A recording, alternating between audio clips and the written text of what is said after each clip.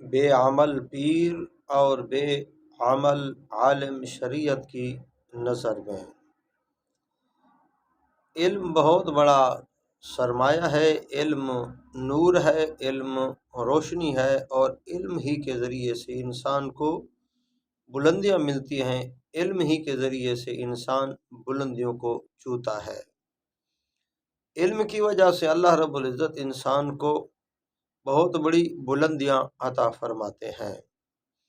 خود نبی کریم صلی اللہ علیہ وآلہ وسلم نے اللہ رب العزت سے دعائیں مانگی ہیں، اللہ رب العزت سے دامن پھیلا کر رسول کریم صلی اللہ علیہ وآلہ وسلم نے دعائیں مانگی ہیں کہ یا اللہ مجھے علم اور علم نافع عطا فرما، جو نفع دینے والا علم ہو۔ اور علماء کرام نے لکھا ہے کہ علم نافع وہ علم ہے جس علم کے اوپر آپ عمل کریں، دوسروں تک پھیلائیں، لیکن جو علم آپ پھیلا رہے ہیں اس علم پر آپ کو عمل بھی کرنا ہوگا، آپ عمل بھی کریں، آپ ایک نمونہ بنے لوگوں کے لیے۔ اگر آپ عمل نہیں کریں گے تو علماء کرام نے لکھا ہے کہ وہ آپ کے لیے معلومات کی حد تک رہ جائے گا، وہ علم آپ کو فائدہ نہیں پہنچائے گا، وہ آپ کی معلومات تک ہوگا، اور یہ معلومات تک کا علم جو ہے یہ آپ کے لیے وبال بن سکتا ہے، آپ کے لیے نقصان دہ ہو سکتا ہے۔ خود رسول کریم صلی اللہ علیہ وآلہ وسلم نے اللہ رب العزت سے دعائیں مانگی ہیں کہ علم ہو اور علم نافع ہو، نفع دینے والا علم ہو۔ اور اللہ رب العزت نے قرآن مجید میں بے عمل پیروں کو کتوں کی مثل قرار دیا ہے، اور بے عمل عالموں کو گدھے سے تشبیہ دی گئی ہے۔ خطبات فقیر والے صاحب لکھتے ہیں کہ اللہ رب العزت نے قرآن مجید کے اندر بے عمل پیروں کو کتوں کی مثل قرار دیا ہے، اور بے عمل عالموں کو گدھے سے تشبیہ دی ہے۔ جیسا کہ بلعم بن باعور آپ نے نام سنا ہوگا علماء سے، جو بنی اسرائیل کا صوفی اور پیر تھا، وہ راستے سے بھٹکا، اس کا پاؤں پھسلا، وہ وقت کے نبی کے خلاف ہوا، جب وہ وقت کے نبی کے خلاف ہوا تو اللہ رب العزت نے اسے اپنے مقام سے گرا دیا، اتنا وہ اپنے مقام سے نیچے گرا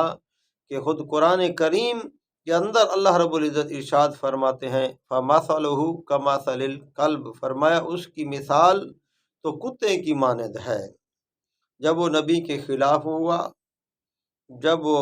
نبی کے خلاف باتیں کرنے لگا، تو اس وقت کے اندر اگر وہ نبی کے خلاف کوئی بات کرتا ہے تو اللہ رب العزت تو اسے نیچے گرا دیتے ہیں۔ اگر آج کوئی صحیح عالم کی بغاوت کے اندر آ جائے، یا عالم کے پیچھے پڑ جائے، یا علماء کی بات کو نہ سنے، علماء کے ساتھ مقابلے میں آ جائے، علماء کے خلاف باتیں بنائے، تو اللہ رب العزت اسے بھی اپنے مقام سے گرا سکتے ہیں۔ اس کے لیے بھی خطرے کی گھنٹی ہے، اس کے لیے بھی خطرہ ہے کہ وہ اللہ کی نظروں سے نہ گر جائے، اللہ کی نظروں سے وہ نیچے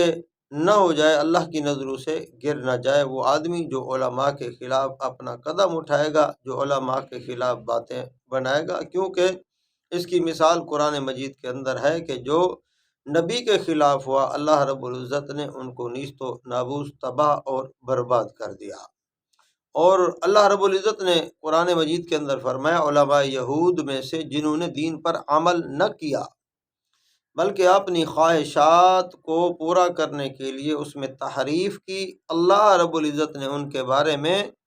قرآن مجید کے اندر فرمایا کمثل الحمار، کہ وہ گدھے کی مانند ہیں، یحمل اسفارا، فرمایا جن کے اوپر بوجھ لدا ہوا ہوتا ہے۔ اللہ معاف فرماوے میرے بھائیو، اللہ رب العزت ہمیں اور آپ کو، ہم سب کو ثابت قدم رکھیں، اللہ ہمیں علم عطا فرمائیں اور علم نافع عطا فرمائیں۔ اللہ رب العزت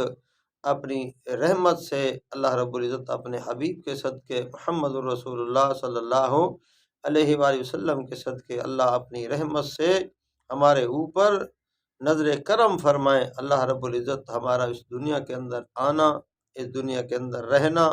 اس دنیا سے جانا ہمارے لیے خیر اور برکت کا ذریعہ بنائے۔ اللہ رب العزت ہم سب کے اوپر